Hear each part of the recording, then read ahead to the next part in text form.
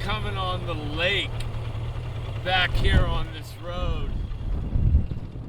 And I've never seen it all the way up to the road like this. This is incredible. Normally, that's a big field. I've had picnics out in the middle of this field right here. Amazing. This is a lot of water for the San Benito River. Look at that. And this lake actually goes back about 4 miles all the way back. All the way back.